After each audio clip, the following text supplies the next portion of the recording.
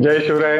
तुम्हाला माहिती आहे का की संशोधन असं सांगतं की पहिल्या काही सेकंदामध्ये लोक तुमच्याबद्दल मत बनवतात आणि त्यानंतर ते मत बदलण्यासाठी कधी कधी महिन्याची मेहनत घ्यावी लागते. मग प्रश्न असा आहे की सुरुवातीच्या त्या काही सेकंदामध्ये तुम्ही प्रभाव टाकता की संधी गमावता? आपल्या संस्कृतीमध्ये ना खूप चांगला संस्कार आहे. पहिल्यांदा बाळाला बघितलं ना की 50-100 रुपये मुह दिखाई देतात. केवळ लहान मुलांसाठीच नव्हे तर जावई सून अशांनाही पहिल्या भेटीत ज्येष्ठांकडून शगुन दिला जातो. First impression is the last impression हे आपल्या अगोदरच्या पिढ्यांना बरंच आधी समजलेलं होतं. लोक तुमचा शब्द आधी ऐकत नाहीत, ते तुमच्या देहबोली वाचतात. आजच्या व्हिडिओमध्ये मी तुम्हाला 5 भन्नाट अशा ट्रिक्स देणार आहे ज्यामुळे समोरच्यावर सुरुवातीला तुमची जबरदस्त छाप पडेल. म्हणूनच अधिक वेळ न घालवता आजच्या भागाला सुरुवात करूया. नमस्कार, मी लॉयर राजेश सावंत आणि इन्फॉर्मेटिव्हच्या स्पीक लाईक लीडर या मालिकेतील अजून एका भागामध्ये आपल्या सगळ्यांचं मनपूर्वक स्वागत आहे. पहिली छाप ही परिपूर्णतेमुळे नाही तर आत्मविश्वास आणि प्रामाणिकपणामुळे तयार होते. म्हणूनच फर्स्ट हा शब्द म्हणजे त्याचं फ्रेमवर्क लक्षात ठेवा ज्यामुळे सगळे मुद्दे तुम्हाला व्यवस्थितपणे लक्षात राहतील. एफ फर्स्ट एंट्री आत्मविश्वासपूर्ण प्रवेश. आय आयडेंटिटी नाव लक्षात ठेवणे आणि वापरणे. आर रिझोलंट व्हॉइस म्हणजे प्रभावी आवाज. एस शो जेन्युइन इंटरेस्ट म्हणजे समोरच्यामध्ये रस घेणं. टी टेक फॉलोअप भेटीनंतर संपर्क ठेवणे. आजची पहिली टीप म्हणजे तुमचा प्रवेश first entry at the place. एका इंटरव्ह्यू मध्ये ना 2 उमेदवार आले. दोघांची पात्रता जवळजवळ सारखीच होती, पण एक जण आतमध्ये आला तेव्हा त्याची नजर खाली होती, हातामध्ये मोबाईल होता. दुसरा ना सरळ आतमध्ये आला, हसला, आत्मविश्वासाने अभिवादन केलं. कोणाची निवड झाली असेल? काही महाभाग ना आतमध्ये गेल्यानंतर तिकडच्या वस्तू, इंटिरियर, सिलिंग बघतात. बऱ्याच जणांना ना हातातील मोबाईल बघण्याची सवय असते, त्यामुळे ना तुमच्या शरीराची अडखळल्यासारखी परिस्थिती होते. तुम्ही काहीही बोलला नाही तरी लोक गृहीत धरतात की तुम्ही सामान्य आहात. तुमचे शारीरिक हावभाव आधी बोलतात. म्हणून जेव्हाही कुठे जाल सगळ्यात आधी स्वतःला व्यवस्थित करा. शर्ट इन करा, ब्लेझर वगैरे व्यवस्थित आहे ना तपासून घ्या. केस विंचरलेले, बूट पॉलिश केलेले असतील तर तुमच्यामध्ये आपोआपच एक आत्मविश्वास येतो. ज्या क्षणी तुम्ही खोलीत प्रवेश करता त्या क्षणी तुमचं शरीर तुमच्या आधी बोलायला सुरुवात करते. तुमचा प्रवेश हा एका राजासारखा असायला हवा. तुमचा रुबाब ही सगळ्यात मोठी जमेची बाजू असते, त्यामुळे या गोष्टींवरती लक्ष द्या. पण यापेक्षा मोठी चूक लगेच पुढच्या मुद्द्यामध्ये लोक करतात.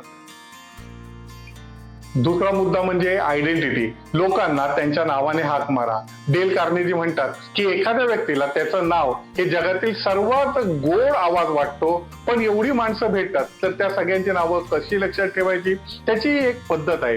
जेव्हा तुम्ही एखाद्याला पहिल्यांदा भेटाल आणि तो आपलं नाव तुम्हाला सांगेल त्यावेळेला पहिल्या मिनिटामध्ये एकदा ते नाव बोला आणि किमान 2दा ते आपल्या मनातल्या मनात बोला. त्यानंतर त्या नावाशी साधर्म असलेली व्यक्ती, वस्तू, जागा, पदार्थ, सिनेमा शोधा. त्या नावाची या गोष्टीच्या बरोबर विक्षिप्त सांगाड घाला. हे सगळं प्रचंड मोठ्या आकारामध्ये बघा. तुमचा मेंदू छान प्रकारे नाव लक्षात ठेवेल. मी या विषयावरती बऱ्याच आधी एक व्हिडिओ बनवलेला आहे, वर दिसणाऱ्या आय बटन वरती आणि डिस्क्रिप्शन बॉक्स मध्ये त्या व्हिडिओची लिंक तुम्हाला मिळेल. आता तिसरी गोष्ट म्हणजे रिझोनंट व्हॉइस प्रभावी आवाज, ज्यामुळे तुमचं संपूर्ण इम्प्रेशन बदलू शकतं. जेव्हा तुम्ही बोलायला सुरुवात करता त्यावरून समोरचा तुमची पद, प्रतिष्ठा आणि विश्वासार्हता ठरते. तुमचं किती ऐकायचं आणि किती विश्वास ठेवायचा याचा निर्णय घेतला जातो.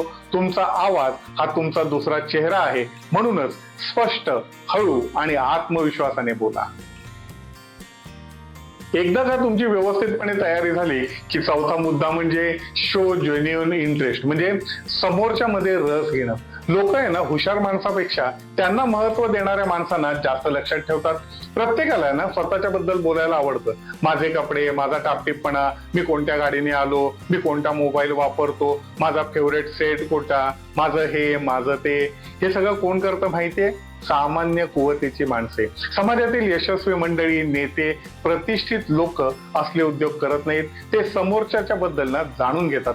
म्हणूनच त्यांना विचारा तुमचा सर्वात मोठा प्रोजेक्ट कोणता, सध्या काय शिकत आहात, नोकरी, व्यवसाय, तुमची आवड, लेटेस्ट सक्सेस स्टोरी, अचिव्हमेंट या सगळ्यावरती चर्चा करा. समोरच्याला ना अधिक बोलण्यासाठी प्रोत्साहित करा. चेहऱ्यावरती तुमच्याबद्दल सगळं जाणून घेण्याचा उत्साह ते दाखवतात, तुमच्यावरतीच फोकस करतात. तुम्ही कुणीतरी स्पेशल आहात असे भासवतात. मग तुम्हीही गरज नसताना सगळं सांगून मोकळे होतात.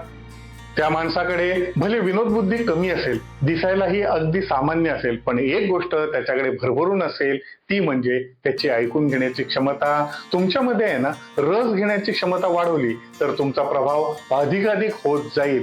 मग तुम्ही त्यांना त्यांच्याबद्दल विचारा आणि त्याच पद्धतीने एकमेकांशी संबंध जुळतात. शेवटचा 5वा अतिशय महत्वाचा टप्पा जो तुम्ही केला नाही ना, तर सगळी मेहनत फुकट जाईल. तो म्हणजे टेक फॉलोअप, भेटीनंतर संपर्क ठेवणे. एक किस्सा सांगतो. नवरात्री उत्सव पूर्वतयारीच्या सभेला मला बोलवण्यात आलं.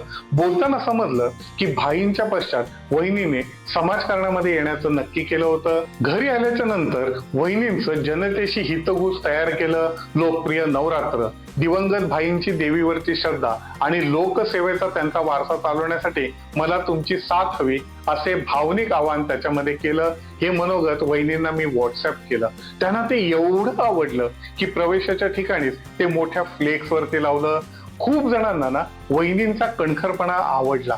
त्यानंतर वहिनींनी मला थेट कोर कमिटीमध्ये स्थान दिलं. म्हणूनच ज्या मंडळींना भेटाल, जरुरी नाही की खूप मोठं मनोगत वगैरे पाठवायचं, पण एक छोटासा फीडबॅक तरी जरूर त्यांना द्या. मात्र हे निस्वार्थी भावनेने करायचं. लॉ ऑफ रेसिप्रोसिटी म्हणजे असं की तुम्ही जे त्यांना पाठवणार आहात त्या बदल्यामध्ये त्यांच्याकडून कसलीच अपेक्षा करायची नाही.